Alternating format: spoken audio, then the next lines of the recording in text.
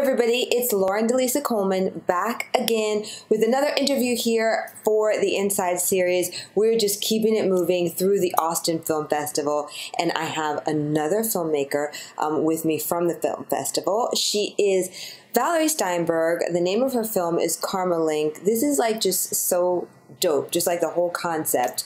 It is, I'll set it up for you, Valerie, a Cambodian Buddhist like sci-fi thriller. Like how more, I don't know, unique can you get with that? So Valerie, welcome to the Inside series here at film.io.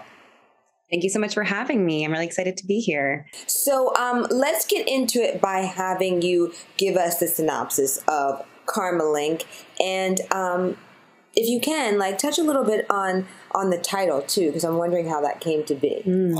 Yeah, so thank you so much. Karmalink, which is a feature film directed by Jake Wachtall, and I'm the producer. The really brief synopsis, it takes place in near future Phnom Penh, Cambodia, and it tells the story of a teenage boy who teams up with a street smart girl from his neighborhood to untangle a mystery that he's finding in his past life dreams. And so what begins as a hunt for Buddhist treasure soon leads to greater discoveries that will either end in digital enlightenment or total nirvana. So this title, Karmalink, it relates to the Buddhist sci-fi nature of this film. So karma, of course, the Buddhist concept, and link, which is a word we use all of the time in sort of our technological society. It was in part inspired by a word called Neuralink, which is a company, a startup project by Elon Musk, which is a project to digitize his consciousness. And there is a character in this movie, Karmalink, our adult lead character. His name is Vatanak in the story. And he is such that he is a neuroscientist attempting to digitize his consciousness. And this is where the concept of digital enlightenment or digital nirvana comes into play, which is the concept of if you can take your whole consciousness, your brain, but even more so, including your past lives and your soul, which is a concept that people define differently across history and culture. But, the idea of your consciousness and uploading it to the cloud. So it exists in a computer, and this digital replica of one's consciousness, we can call a connectome. And we do call it that in the story. And it's also a word that is used in, academic circles and so on. And in our story, the connectome actually takes on kind of a villainous character by the end of the film, but not to give too much away. So the idea of Karmalink is taking this concept of Neuralink, inspired by this idea that like we're all living in this, so it takes place in the near future. So it's like a near future high-tech society with near future technologies. One of the main technologies you see throughout the film, we call an augur device, AUGR, which is, a branding of an augmented reality device. And they wear it as this sort of circle right here on the location of the Buddhist third eye. Right. Yeah, exactly. But it's basically like a metastasized smartphone in your brain, like a Google Glass, but like even more so, they have to inject the back of your neck in order to be augmented to use this device. And so this is kind of the baseline society in which the story takes place. But it's not overly explained. It's just you're in it and it's assumed. But the story follows these kids, played by two non-actor children, which I can get into in a sec of how the director got to know these kids many years before we started making the film. But these non-professional actors who had never been in any movies before, young children from this, poverty-stricken area of Phnom Penh, they star in the film. And so these two kids, I explained how it's like them going on a treasure hunt looking for this Buddhist treasure from one of their past life dreams. This boy Lang Hang is having these recurring dreams. And, it's set in a Buddhist culture in Cambodia. So he just assumes these must be my past lives. And, his community also says, yeah, this must be your past life dreams that you're dreaming. And he's dreaming being different people in different eras. And he keeps seeing these recurring images of this little golden Buddhist statue. And for him, this is treasure.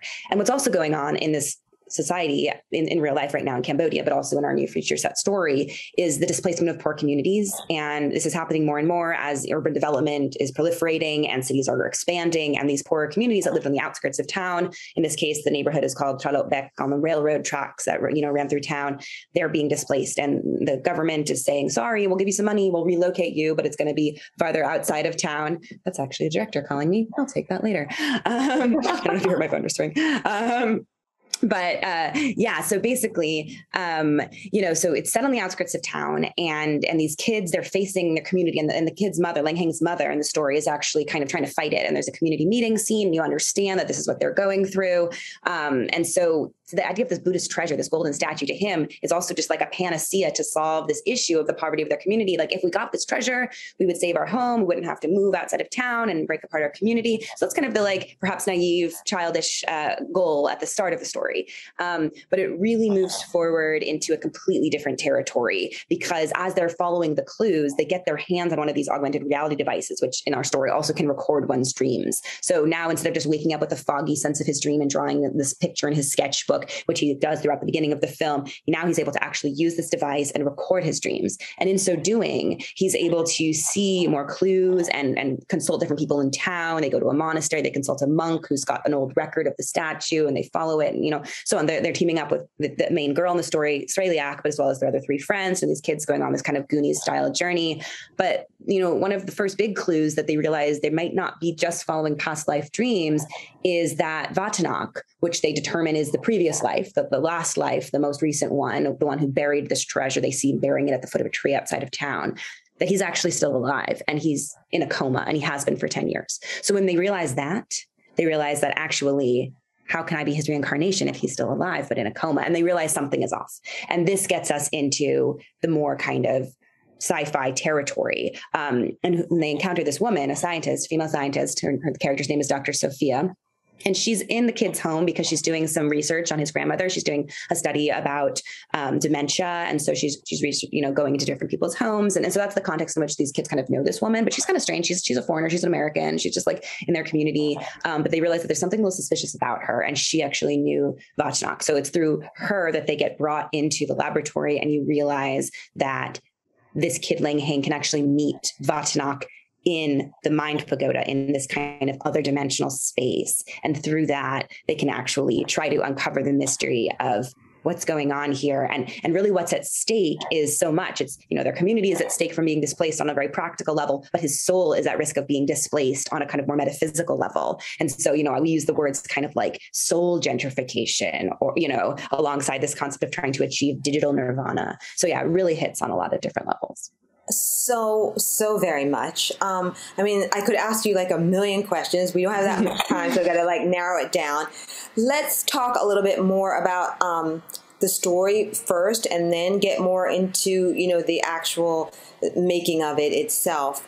But I mean, with several like kind of major themes going on there, and we talked, you know, just now a little bit offline about, I think, just society going through questioning about how invasive is technology in our world. Is it being used for good or evil? Because as we always say, you know, technology itself is agnostic, if you will. Those who are using it either have nefarious, you know, ideas in mind, or those which are, you know, certainly supportive to humanity. So a lot of this is going on right now, whether it's like, you know, digital passports and so much more. When you guys set out to make the film, did you see it as kind of partial social or cultural commentary?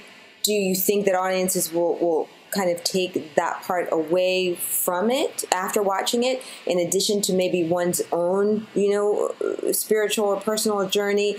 I'm just so interested in like the variety of layers, if you guys really thought that through initially, or is it just kind of evolving as, you know, you get a lot of feedback on the film?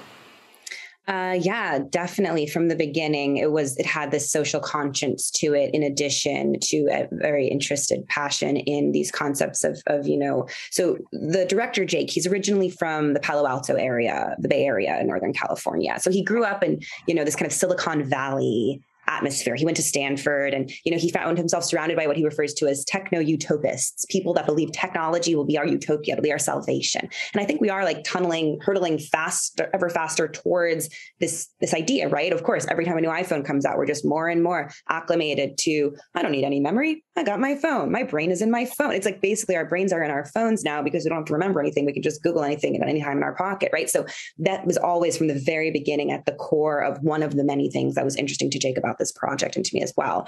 So you have this idea of just us taking for granted that technology is our salvation. By no means is Jake like an anti-technology person, or do we expect people to come away being like, technology is horrible? But it certainly is casting a critical eye on, to us taking for granted that technology is just the way that we're moving and so on. Because at the same time, it's being very, surrounded by all of these concepts. And of course, as an American, a millennial, he was not a foreigner to all of these high-tech things and very able to utilize them. But then after graduating, he moved he started traveling. And at first he was traveling the world, very itinerant. He was making short documentaries for NGOs, always drawn to philanthropic efforts, in addition to a wanderlust and interest in different cultures. So he found himself in Phnom Penh at some point on his travels, but then later on he submitted to this program called Filmmakers Without Borders, which, at the time was placing people who had a background in film, which he did. He studied film studies as well as neuroscience at Stanford. So they placed him in Phnom Penh for a whole year to teach filmmaking to children in these lower income communities. And so the ages of his students ranged from 10 to 18. And these two kids I mentioned who star in the film, ultimately, Ling Hing and Streliak, they were 10 years old at the time he met them. They were the star students of his youngest class. And he was just playing with them, helping them come up with stories and acting and making little movies and all of that. He really took to them. So, but being in Cambodia, and specifically this lower income community in Phnom Penh, of Cambodia, not just sort of, of course he saw the beautiful outskirts as well, but being in the, the real city side of it, he was seeing that there were these beautiful traditional cultural elements that are often overlooked by people who are just entering Southeast Asia to build skyscrapers in Kuala Lumpur or whatever. But these communities that still have these traditions that they've had for a long time are, there's risk, of course, of these traditions being lost. So he found himself drawn to the beauty and the simplicity of this lifestyle and the very community oriented lifestyle, and just juxtaposing that with the fact that, all of this is going on, certainly in the region as well as very much in the West as well.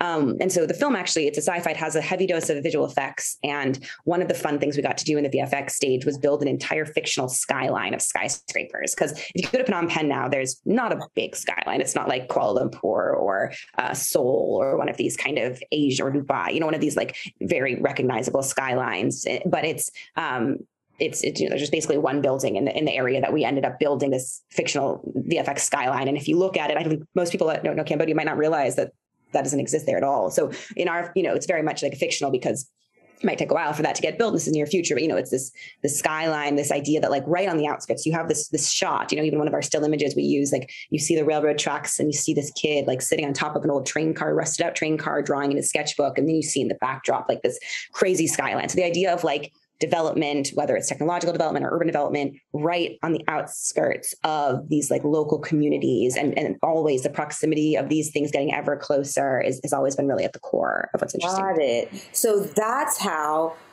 this American filmmaker ends up making this film that I'm watching. I'm like, how is this happening? And everything's subtitled and more. So that must have been, a major challenge, because I don't assume that he speaks a native language. And then, you two either came together for this project, you had worked together prior.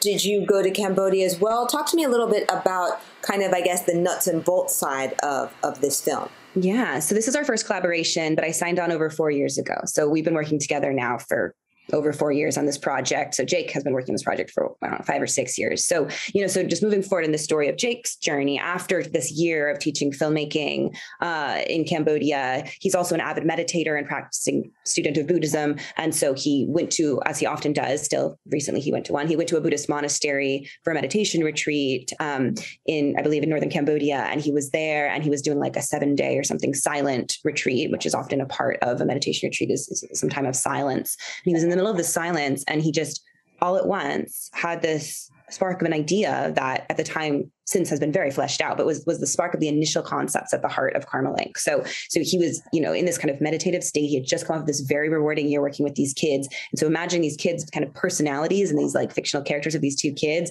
coupled with what he had just witnessed in Cambodia and his background in Silicon Valley and so on. So he had this idea. He wrote the first draft of the script, and he went back to Phnom Penh and he made a test video with these kids, just doing one of the scenes or two of the scenes from his script.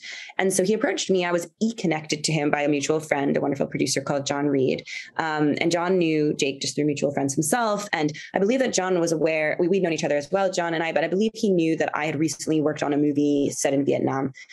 This is a film called The Third Wife that was very successful. It premiered at Toronto in 2018, where it won an award and played San Sebastian and Busan and got distribution and so on. It's a beautiful film, a very different film from Karmalink. It's a period drama set in, I believe, 19th century Vietnam, and a wonderful filmmaker called Ash Mayfair. And so I was working with Ash mostly in the development stage of that. I ended up being a consulting producer on that film. But, I had gotten certain of a foray into what it means to at least develop in the early stages a feature film in Southeast Asia. Personally, I studied Chinese in college. I spent a lot of time in China, but I'd never been to Southeast Asia. So when he approached me with this film, I was kind of like, another Southeast Asian movie? Like, oh my God, like, why do these keep coming to me? Like, I don't even speak the language. Jake does by now speak like pretty good Khmer. He doesn't have command of the nuances of the language, but through living there for several years, he does speak. So to answer your earlier question about making the movie in a foreign language, of course, we had many local speakers on set, our script supervisor and so on. But at least he can sort of more or less understand what the people are saying, which is very helpful when you're making a film. But so we were connected, and when he emailed me, he sent me the script, this earlier draft of the script, and he sent me this test video with the kids and his impassioned email. And these three things, I was just kind of like, there's something here. It's super ambitious. It's super outside the scope of any other project I could imagine.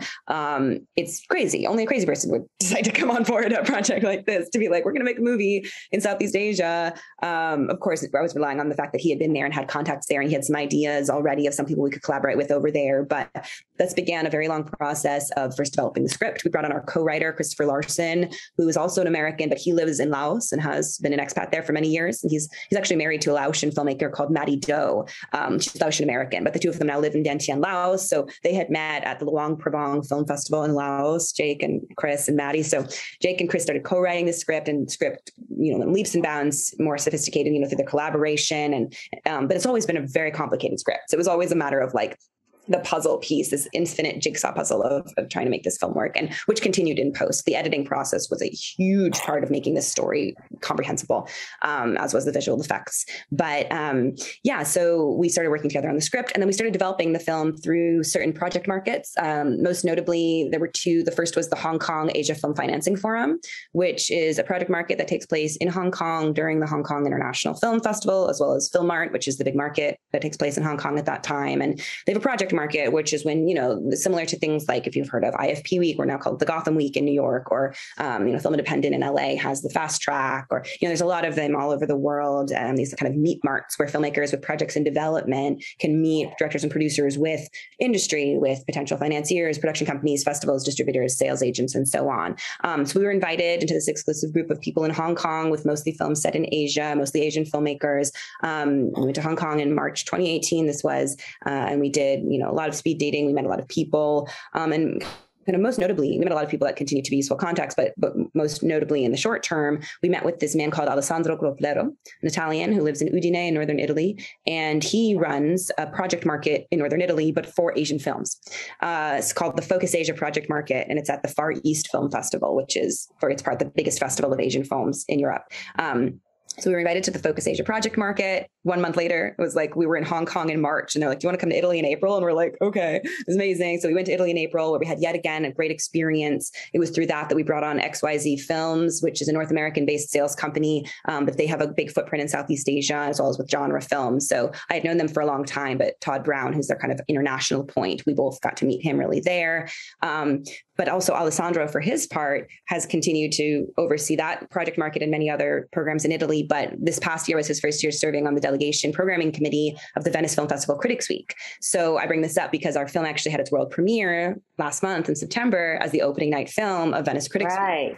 So, of course, Beatrice Fiorentino, the head of that programming committee, as well as the rest of them, and, needed to champion the film as well. But I really believe that Alessandro championing the film was crucial for the fact that, he first met us in Hong Kong in 2018, all the way through to finally finishing the film. We'd also gone back in post-production. We did their Far East in Progress market, which is what they call it often when films are in post. It's a similar, but it's for works in progress, right? So we did that. It was during the pandemic, so that one was on Zoom, but we returned virtually to Udine in 2020 to do that project market. So, he'd been championing the film all along. And then when we were submitting, like, where's our world premiere in Venice, every section of Venice requires world premiere. So, to play at Venice, you can't have played anywhere else. And we were super excited to be able to world premiere there. We had an amazing time, great reception. We got like amazing review in Variety, feature in the Hollywood Reporter. It was so fun to be there and see everyone else's films. And so Austin Film Festival, which is the occasion in which we're speaking, our screening is in 2 days, and that marks our second film festival in the U.S. I actually just came back from Santa Fe yesterday, where we had our U.S. premiere, and Austin will be our Texas premiere. And Jake and I are both going. We'll be there, leaving the day after tomorrow. Our screening is Thursday night at 10:45 p.m. at the State Theater. It's in the Marquee program, which is really exciting, playing alongside like Wes Anderson's movie and, like other really big movies that, already have studio distribution attached. Like we're playing alongside them, which is kind of crazy as a, independent Cambodian film. But yeah, we're really excited. Did I answer your question? I forget what your question was.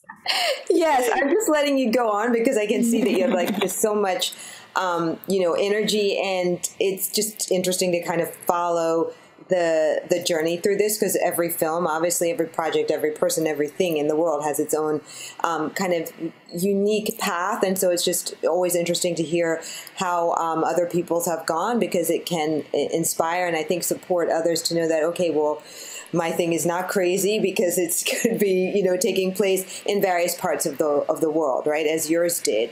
And so I think that, you've brought us to a point where it's really great, Austin, Venice, etc. But I know, especially from a producer point of view, that there had to be mega challenges, as you said, prior. What do you think was maybe, I don't know, the key kind of lesson learned over your career so far that you brought to this project when a particular challenge came up that you just kind of were really able to manage because of what you had done before, and maybe how that could be of help to other filmmakers or rather other producers who might be watching now, because this is a lot of moving parts, like you said, that had tech elements in another country, in another language, etc. How did you kind of wrap your arms around that as a producer? Great question. Well, first of all, I have to shout out our co-producers, Sok Fasal and Christopher I was going to say Christopher Larson, who's our co-writer, Christopher Rompre, our two co-producers who both are based in Cambodia. Sok Fasal is Cambodian, he's French Cambodian, and Chris is Canadian, but has been living and working in Cambodia for a long time with his production company. So the two of them were really key to running production as smoothly as possible over there. It was a long, grueling 8-week shoot. We had mostly a Cambodian cast and crew. Our two adult lead actors are actually from Thailand, Sahajak Buntanakit and Cindy Serenia Bishop. They're actually speaking English in the film, which works because their characters are both, either Western educated or Western, as well as because we have a near future simultaneous translation device that allows our Cambodian kid and our English speaking adults to communicate. Anyway, very fun solving all of these story issues along with the technical ones. But there, as far as our crew, we had about 5 American department heads. We had our director of photography, Robert Lightsell, our production designer, Olga Myasnikova, our set tech, Alana Pryor-Ackerman, as well as our AD and associate producer, Monica Walter Palmieri, and costume designer, Everin Catlin. So these all flew out from mostly New York, and they were all people I'd either worked with or had contacts with prior. And, so they came over, and that was really crucial for me because Cambodia has such a nascent film industry. And on the one hand, it's incredibly exciting to be a part of that, kind of new resurgence in Cambodia, being able to make cinema at a quality level that is seen across the world. And, on the one hand, we're very cognizant of the fact that we are Americans coming into Cambodia and we don't want to appropriate anything or misrepresent anything. And so, it was important to have a mostly local cast and crew. And so one of the challenges was ensuring that our American department heads coming to be the head of a department with mostly local Southeast Asian, mostly Cambodian crew, that, we really kind of were able to reconcile issues, and there were going to be inevitable issues. I mean, even from like what our food was that we were eating for lunch, like there were disagreements where the Americans were like, this is inedible. And then we tried to provide like Western food, and the Cambodians were like, we prefer the other food, but we want people to feel like we're treating them equally. So there's like constantly these, just like little barriers that we were navigating throughout. Definitely a learning experience for myself. And, in terms of my role, like we shot the film in early 2019. 2019. So of course there was a ton of work leading up to the shoot and during the shoot itself. Post-production has been a huge learning experience for me as well, because, we edited the film for, I don't know, maybe a year. We had two wonderful editors, Harrison Atkins and Stephanie Kesnocha, both of whom brought a huge amount of artistry and solidity to the storytelling we were able to accomplish, which really rewrote the film in post, actually. I had a lot of ADR, additional dialogue recording, where we had to go back and record some sound with most of our cast. And so that was a learning experience too, something that will definitely reflect at the screenwriting stage, thinking about how we were doing effectively, Jake, effectively was doing screenwriting in post that we worked back in. And of course it's like always a puzzle piece. Like, can we do ADR there? Cause like the guy's head is like this. So yes, you can do it because he's off screen. Or it's like, while we're talking to, it's on the reverse shot where we see the person that is being talked to. That's where you can like rewrite the line. And it's this like really kind of enigmatic jigsaw of how do you write a screenplay when you're already done with shooting the film and have it work out. And then after we finally reached picture lock, we turned to visual effects. And there I have to shout out Blaze and Kyle Hossein, who's our visual effects supervisor, as well as Michael Cisneros, both of whom were key and devoted for many months in doing what we had over 250 VFX shots, which is a lot, especially for a low budget movie. So it took a long time to do it. One learning experience I had was then when we turned to color, it was actually very complicated to color the film with the visual effects that we had. So that was just, it's like a technical detail that I really learned about, if you're ever going into a visual effects, especially if it's like independent and you don't have maybe a post-production supervisor or, anyone who's like done this before.